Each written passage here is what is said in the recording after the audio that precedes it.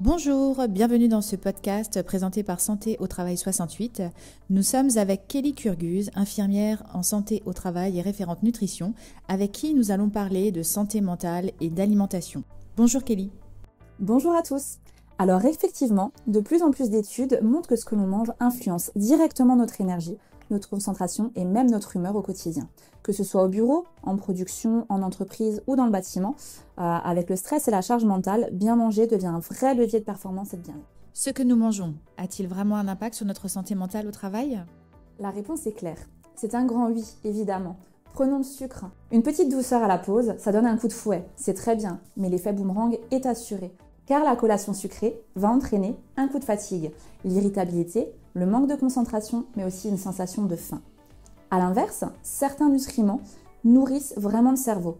Je prends l'exemple des oméga 3, par exemple. Ils boostent la mémoire et la concentration. On peut les trouver partout. Pas besoin de faire des choses compliquées. Vous prenez simplement une noix de cajou, des graines de chia, dans un yaourt, que ce soit dans un muesli ou même dans une salade de fruits.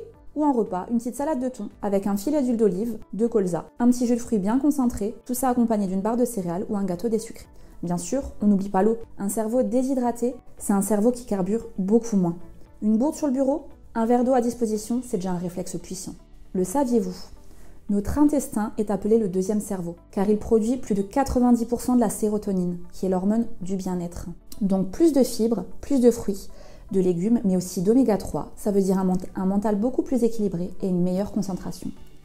La moralité de l'histoire, c'est que bien manger, c'est nourrir deux cerveaux à la fois. Quels sont les pièges classiques à éviter au travail ? Le café à répétition déjà. On croit rester réveillé, mais finalement, ça entraîne à chaque fois un peu plus de nervosité, de la fatigue, et surtout des moments où le corps lâche après les gros pics de stress ou la surstimulation, donc la charge mentale. Le distributeur automatique, le meilleur ami de tout le monde, parce que c'est pratique, c'est à dispo, on y va, on a la petite barre sucrée ou le sandwich déjà tout prêt. C'est stop les sprints énergétiques. Il n'y a aucun bénéfice parce que du coup, on perd tout l'apport nutritionnel. Les repas sautés, on croit gagner du temps, mais en fait, on en perd. On perd en efficacité, en énergie et surtout, on n'a aucune coupure. Et puis, les déjeuners devant l'écran. Alors, on en parle ? Celui-là, c'est vraiment le faux ami. Aucune vraie pause, ça veut dire plus de stress, ça veut dire qu'on est tout le temps présent pour le boulot, on compte pas, on mange, on lance-pierre, on perd donc en efficacité et on se génère encore plus de stress. Mais du coup, dans tout ça, qu'est-ce qu'on peut faire ? Par avance, prévoir une petite collation à portée de main. Que ce soit une pomme, quelques noix, un yaourt. Je vais pas dire que tous les produits non sucrés sont les meilleurs, mais si on peut, vaut mieux les prendre. Ça prend 30 secondes et ça évite un craquage durant la journée et surtout un peu plus d'énergie. Pour la pause, on fera un petit focus par la suite. La question du petit déjeuner revient souvent. Faut-il déjeuner ou non le matin ? Alors je dirais vraiment que tout dépend du métabolisme et des habitudes de chacun. C'est pas forcément obligatoire. Si vous n'avez pas faim, inutile de vous forcer si c'est pour être mal après. Mais si maintenant vous êtes habitué à prendre un petit déjeuner, choisissez-le malin.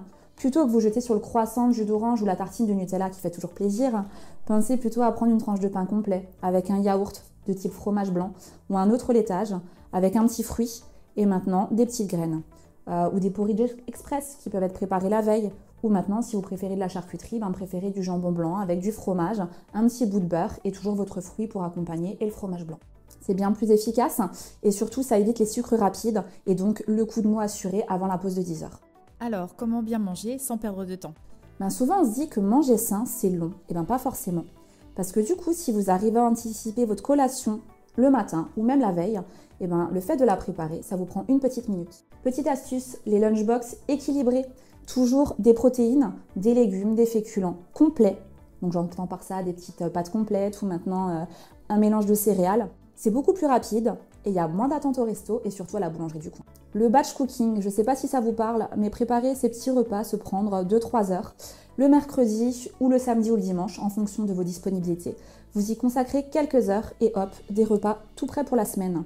C'est des astuces, il faut simplement anticiper un petit listing de courses, dédié des repas. Vous partez sur la même base maintenant de soit de protéines, soit, je prends l'exemple, du poulet, un mélange de céréales avec des pâtes complètes, vos petits légumes et le tour est joué pour 2-3 jours. Mais aussi, bien sûr, l'hydratation. Il faut boire régulièrement. Pensez maintenant à vous mettre une petite alarme douce sur votre téléphone ou vous dire voilà, toutes les heures, je bois mon petit verre d'eau.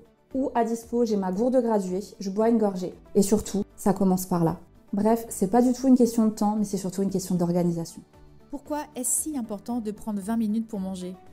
20 minutes, parce que c'est le temps qu'il faut au cerveau pour comprendre qu'on est totalement rassasié. Si on mange trop vite, on mange trop, on en a encore envie et derrière, c'est la somnolence assurée. Ça nous arrive à tous, vers 14h, d'avoir ce coup de mou. Et justement, en prenant son temps, en mâchant, en prenant le temps de savourer, on digère beaucoup mieux. On évite les grignotages dans l'après-midi avec tout ce qui traîne en salle de pause.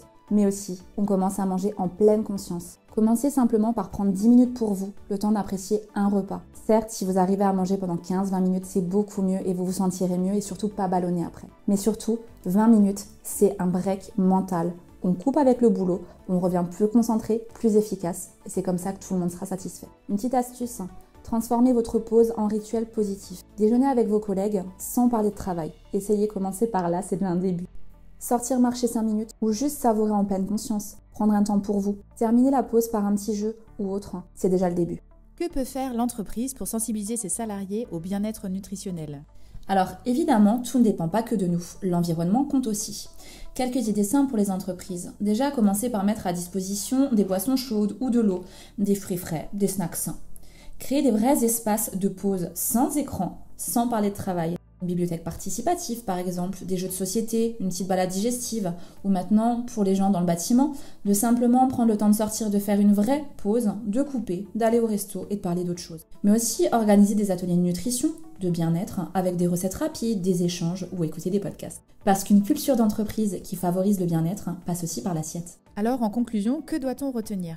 Déjà que bien manger au travail, c'est pas un simple luxe, c'est vraiment un levier puissant pour tout le monde. Ça vous apporte plus d'énergie, plus de concentration et beaucoup moins de stress. Et la clé, c'est vraiment de commencer petit, par vos repas préparés, une collation saine, avoir toujours votre gourde d'eau à portée de main, une vraie pause déjeuner, sans parler de travail et sans écran. 5 minutes de marche, c'est un début. Et puis, comme j'aime le dire, c'est pas la perfection qui compte, mais le premier pas.